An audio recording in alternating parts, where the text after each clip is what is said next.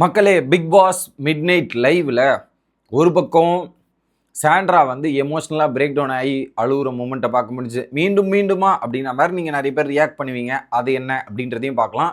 வியானா வந்து செம காண்டில் இருக்காங்க சாண்ட்ரா மேலே. விக்ரமோட இஷ்யூ கூட சால்வ் ஆயிடுச்சு. ஆனால் சாண்ட்ராவோட இஷ்யூ சால்வே ஆகாதுன்ற மாதிரி திவ்யா கிட்ட போய் பல விஷயங்கள் அட்வைசஸும் பல விஷயங்களையும் சொல்லிட்டு இருக்கிறத நம்மளால பார்க்க முடியுது.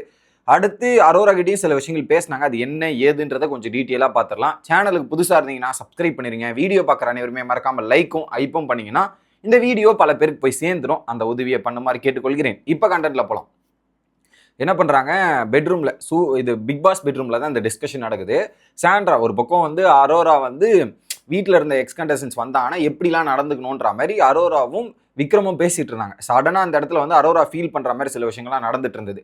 உடனே என்ன பண்ணிட்டாங்க, அந்த இடத்துல சாண்ட்ரா வந்து உட்காந்துக்கிட்டு என்னை வந்து குத்தி காட்டுறா மாதிரி பேசுகிறா வியானா. ஸோ 2 பேர் இந்த வெளியே போனதுக்கான காரணம் இவங்க தான் அப்படின்ற மாதிரி சொல்கிறாங்க. எதுக்கு இப்போ தான் நான் கோ த்ரூ பண்ணிட்டு வந்திருக்கேன், திரும்ப அதை பற்றி பேசணுமான்ற மாதிரி எமோஷனலாக பிரேக் டவுன் ஆகி அழுகுறாங்க. அங்கே அழும்போது அரோரா அதுக்கப்புறம் பார்த்தீங்கன்னா விக்ரம்லாம் அவங்கள சமாதானப்படுத்துகிறாங்க. இங்கே பாரு, ஒரு விஷயம் நடந்துருச்சு, இதை விட்டுருங்க.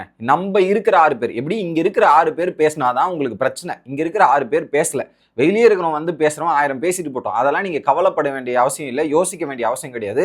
அதுக்கு ஒரு சொல்யூஷன் வீக்கெண்டில் விஜய் சேதுபதி கொடுத்துட்டார்.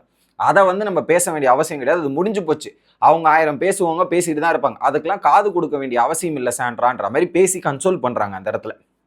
அப்போது கன்சோல் பண்ணுற டைமில் கரெக்டாக திவ்யாவோட என்ட்ரி நடக்குது. எப்படி திவ்யாவோட என்ட்ரி நடக்குது, அப்போ வந்து என்னாச்சு ஏதாச்சு அழுகுறாங்கன்னு கேட்கும்போது உடனே அரோரா என்ன சொல்லிடுறாங்க, அவங்க தான் சொல்லணும், இதை நான் சொல்ல முடியாதுங்க அப்படின்ற மாதிரி அரோரா வந்து, ஏன்னா அது சாண்ட்ராவோட விஷயன்றதால அரோரா சொல்ல முடியாதுன்னுறாங்க. அவங்க வந்து அப்படியே சமாளித்து விட்டுறாங்க. அப்போ திவ்யாவும் சொல்லிடுறாங்க, நம்ம 6 பேரில் யாராவது ஒருத்தர் அட்ரஸ் பண்ணாதான் நீ யோசிக்கணும், அவங்க அட்ரஸ் பண்ணால் நீ யோசிக்க தேவையில்ல அப்படின்ற மாதிரி சொல்லிட்டு வெளியே வந்துடுறாங்க. வியானாவும் வந்து பார்க்குறாங்க, வெளியே வந்து உட்காந்துறாங்க. வெளியே போனதுக்கப்புறம் வியானா திவ்யா உட்காந்து பேசும்போது நிறைய விஷயங்கள் டிஸ்கஸ் ஆகுது. ஓகே, அப்போ வந்து திவ்யா வந்து அந்த துணி மேட்டரில் இருந்து நிறைய விஷயங்கள் வந்து எனக்கு அவங்க மேலே ஒரு சில முரண்பாடுகள் இருக்குது.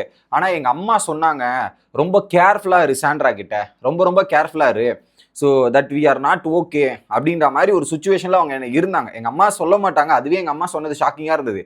அப்புறம் அவங்க ஒரு ஓகே இல்லாமல் இருந்த நிலைமையில நான் பேசலை. ஆனால் இப்போ எல்லாமே அவங்களுக்கு ஓகே ஆயிடுச்சுல, ப்ராப்ளம்லாம் சால்வ் ஆயிடுச்சுல, நான் டேரெக்டாக இன்டெரக்டாக எதுவுமே பேசல. ஆனால் அவங்க என்கிட்ட வந்து பேசியிருக்கலாம்ல, இதெல்லாம் சொல்லியிருக்கலாம்ல, ஏன் பண்ணல, 1vs1 கூட வரல, எனக்கு ஒரு க்ளோஷர் கொடுக்கலன்ற மாதிரி வியானா கிட்ட சொல்கிறாங்க. உடனே பிரஜன் கிளாரிட்டி கொடுத்துட்டாரு, உங்கள் விஷயத்தில் பிரஜன் வந்து ஆல்ரெடி கிளாரிட்டி கொடுத்துட்டாரு அப்படின்ற ஒரு விஷயத்த போட்டு உடைக்கிறாங்க.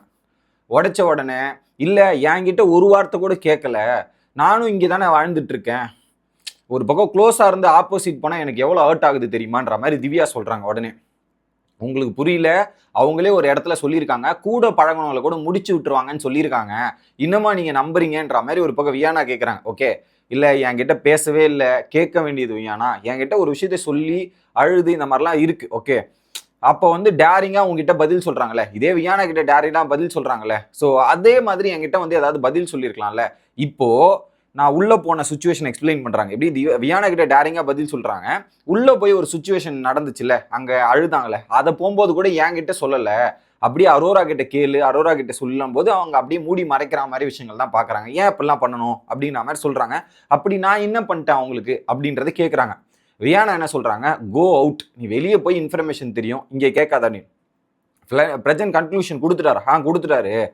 ஸோ அப்புறம் ஏன் இப்படி பண்ணுறாங்க தெரில, எனக்கு ஏன் இப்படிலாம் பண்ணுறாங்கன்றது எனக்கு தெரியல, அவங்க எல்லாமே இப்படி பண்ணுறதுலாம் எனக்கு செட்டே ஆக மாட்டேங்குது அப்படின்னு சொல்கிறாங்க. இல்லை, அவங்க பல இன்சிடெண்ட்டை வந்து அப்படியே சுச்சுவேஷனுக்கு ஏற்ற மாதிரி சில பேர் இந்த வீட்டில் இன்சிடெண்ட்டை டைல்யூட் பண்ணிக்கிறாங்க, அவங்களுக்கு சாதகமாக பயன்படுத்தி பெருசாக்கிடுறாங்க, அதுக்கேற்ற மாதிரி சில விஷயங்கள் பெருசாக்கினா தான் ஜஸ்டிஃபிகேஷன் கிடைக்குதுன்ற மாதிரி வியானா ஒரு பக்கம் சொல்கிறாங்க. ஓகே, அதை தாண்டி இங்கே திவ்யாவுக்கும் சாண்ட்ராக்கும் பிரச்சனைகள் இருக்குல்ல, அது எல்லாமே பெருசாக நடந்த விஷயங்களுக்கு திவ்யா எக்ஸ்பிளனேஷன் கொடுப்பாங்களே, அது கொடுக்கும்போதே ஒரு பாயிண்ட்ல வியானா காண்டாயிட்டாங்க. ஏமா நான் பேசுகிறேம்மா, இருப்பா நான் சொல்லி விடுறேன், ஏமா நான் பேசுகிறேம்மா சொல்லி விடுறேன்ற மாதிரி பயங்கரமான டிஸ்கஷன் போது.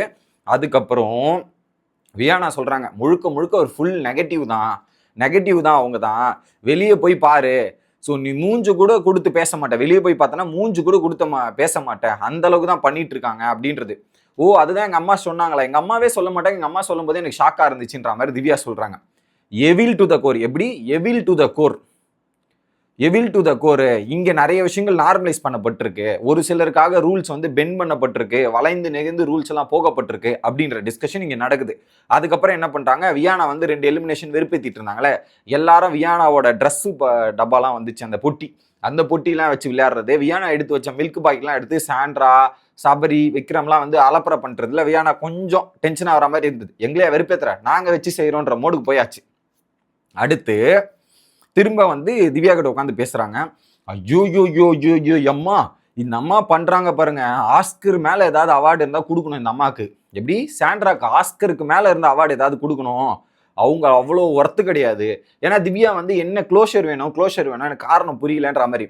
உனக்கு சொல்றேன் திவ்யா, நீ இங்க வச்சிருக்க, அதை பார்த்தீங்கன்னா டப்புன்னு கீழே போட்டுருவ, அந்த அளவுக்கு ஒர்த்தே கிடையாது, அவ்வளோ இதுவா இருக்கு, என்னால ரீசன்ஸ் ஓப்பனா சொல்ல முடியாது, அந்த அளவுக்கு தான் திவ்யா அப்படின்றத சொல்றாங்க. என்ன சொல்லுவாங்கன்னு நினைச்சேன் அப்படின்ட்டு. ஏமா நான் திரும்பவும் சொல்றேன், எவில் டு த கோர். அவங்க 42 வயசுல இவ்வளவு குழந்தை, இந்த 42 வயசு இந்த குழந்தை பர்சனல் மேட்டரே தேவையில்லை. இந்த இடத்துல வந்து வியானா பர்சனல் மேட்டர் எடுத்துன்னு வந்தே தப்பு. 2 குழந்தைகள், ரெஸ்பான்சிபிலிட்டி எனக்கு தெரியும் அப்படிலாம் இருந்ததுல. நான் போய் வெளியே எவ்வளவு அனுபவிச்சேன்னு தெரியுமா? நான் சின்ன வயசுலயே நான் வந்து ஃபேமிலியை பாத்துக்கிறதுக்காக இருந்தேன். நான் இந்த வீட்டை விட்டு வெளியே போயிட்டு 3 டேஸ் அந்த 4 செவத்துக்குள்ளதான் இருந்தேன். அதுக்கப்புறம் தான் எனக்கு வந்து ஒரு சில நம்பர் அப்சரா கால் பண்ணி கிடைச்சி வெளியே போய் சுத்தினேன், அந்த அளவுக்கு இருந்தேன். ஆனா இந்த வீட்டில் இவங்களுக்கு மட்டும்தான் புருஷன் இருக்கு, குழந்தை இருக்கு, குடும்பம் இருக்கு, இதெல்லாம் இருக்கு. அந்த மாதிரிதான் சொல்றது எனக்கு வந்து ரொம்ப கடுப்பா இருக்கு. வாயில வருது அப்படின்ற மாதிரி வியானா கோவத்துல பேசுறாங்க. ஓகே, இதுல தெனாவட்டா என்கிட்ட வர நாமினேஷன் நான் தான் போட்டேன் அப்படின்ற மாதிரி பேசுறது என்னது இது? 3 வாரமா டிராமா தான் பண்ணிட்டு இருக்காங்க. ஸோ எனக்கு வாயில அவங்களுக்கு எல்லாமே தெரியுதுங்க. வாய் விடுறாங்க, பேசுறாங்க, அப்படியே கிள்ளி விட்டு இப்படி ஒன்று தெரியுதுல்ல, என்னால முடியலப்பா எப்பா அப்படின்ற மாதிரி ஒரு பக்கம் செம டென்ஷனா வராங்க வியானா. போற போக்கில் பார்த்தா அடிச்சிருங்க போல இருக்கே, அந்த மாதிரி தான் வியானாவோட நிலைமை இருக்கு. ஸோ சாண்ட்ரா மேல உச்சகட்ட காண்டிலையும் கடுப்புலையும் இருக்காங்க வியானா அப்படின்றது பார்க்க முடியுது. சரி, இது இங்கதான் முடியுதுன்னு பார்த்தா நைட்டு வினோத், அரோரா மற்றும் இங்க பேசும்போது இந்த ஒரு டாபிக் எடுத்துன்னு வந்தாங்க. அந்த டாபிக் எடுத்தும் போது அரோரா சொல்லிடுறாங்க, இதுதாங்க நாங்க வந்து உனக்கு இந்த வீட்டில் எங்களுக்கு விஜிஎஸ் ஒன்று சொன்னார், எல்லாம் சொல்யூஷன் கொடுத்தாச்சு, அந்த சொல்யூஷன் கொடுத்து முடிச்சதை பத்தி நான் பேச போறது இல்லை. ஏன்னா வீக்கெண்ட்ல அட்ரஸ் பண்ண விஷயத்த பேச வேண்டாம், கடந்து போங்கன்னு விஜய் சேதுபதி சொல்லிட்டாரு. இப்போ நீங்க ஒரு கண்டஸ்டன்ஸா வந்திருக்க, யாரு நீ? வியானா ஒரு கண்டஸ்டன்ஸா வந்திருக்க, எக்ஸ் கண்டஸ்டன்ஸ். உனக்கு பல கேள்விகள் இருந்தா நீங்க கேட்கலாம். ஆனா நாங்களோ இவங்களோ எங்களோட இலக்கு வேற. எங்களோட இலக்கு முழுக்க ஃபினாலை நோக்கி போவதும், எங்களுக்குள்ள இருக்கிற பாண்டிங் நிறைய விஷயங்கள் இருக்கு, அதை நாங்க டிராவல் பண்ணிக்கணும். நீங்க கேளுங்க, அதை கேட்கறதுக்கான ரைட்ஸ் உனக்கு இருக்கு. ஏன்னா இந்த ஷோ முடிகிற வரையும் நீ ஒரு கண்டஸ்டன்ஸ் தான், நீ கேட்டுக்கோ. ஆனா நாங்க வந்து கேட்கறதோ, அதுக்கு நடுவுல வந்து ஏதாவது வேலை பார்க்கறதோ, இது எல்லாமே எங்களுக்கு அனாவசியமற்றது அப்படின்றத ஓப்பனா சொல்றாங்க. இந்த ஒரு விஷயத்த கானா வினோத்து புரிஞ்சுக்கிட்டாரா நல்லது. அவங்க கேட்கறாங்க, நடுவுல வந்து நம்ம சிந்து பாடாம இருக்கிறது நல்லது அப்படின்றது தான் எனக்கும் தோணுச்சு.